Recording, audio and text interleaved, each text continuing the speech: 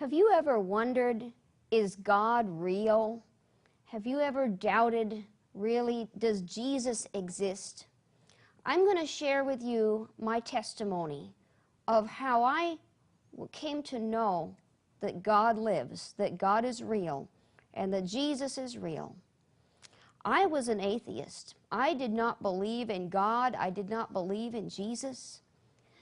But on March 28, 1986, all that changed. I was asleep in my bedroom. I'm an only child. I didn't have any. I was a teenager of 15 years old at that time. And I don't have any brothers or sisters. My parents were asleep downstairs. There was a guest bed in my room where once in a while I would have my friends over to stay. I had no friends over this particular night. And I woke up about 5 o'clock in the morning. I could just see shadows in the room. And I'm laying there on my bed, and I'm like teenagers do. I was thinking, oh man, why did I wake up so early?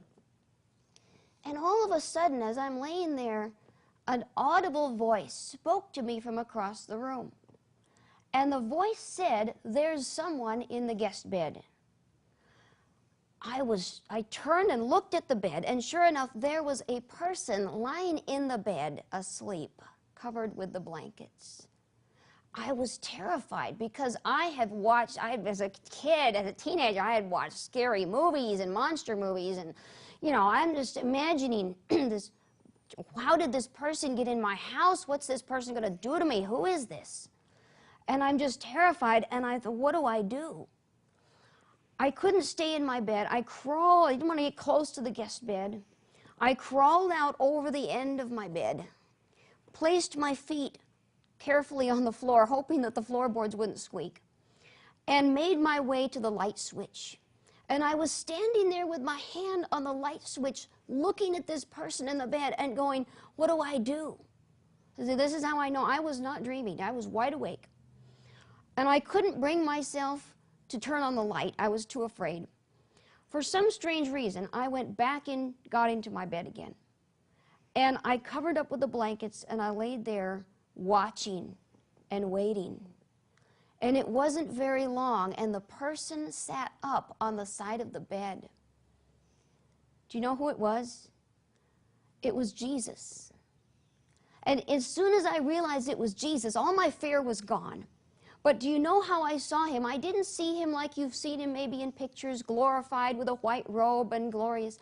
I saw him as he probably would have looked when he was on the cross, where the soldiers had put the crown of thorns on his head. I saw the blood coming down his face, where they had beaten him, where they had torn his clothes and beaten him with the whip. I saw the blood on his body. I saw the nail holes in his hands. And in that moment, this incredible revelation overwhelmed me. Number one, God is real. Number two, Jesus is real.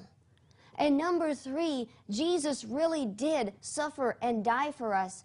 And you know what I realized at the same moment? What I was seeing, the penalty he had taken, the suffering he had taken, was for me. It was for my sin, so that I could be washed, so I could be cleansed, so I could have a new life. And I was just overwhelmed, and I fell on my face on my bed weeping and repenting. And then he leaned over and he put his hand on my shoulder. And he said, very gently, he said, my child, don't cry. And I looked up into his face. I looked into those eyes that had taken so much pain for me. And I thought, well, maybe he will be angry at me because of all my sinfulness, all my wickedness. But no. In his eyes, I saw only compassion, love, forgiveness. And I knew that that love and that forgiveness was not just for me, it was for every person in the world. The love and forgiveness of Jesus that I experienced that morning is for you. It's for every person. And that experience revealed to me that he is worthy of my life, and that he could give me a new life, just like John 3:16. For God so loved the world that he gave his only begotten Son, that whoever believes in him should not perish, but have everlasting life.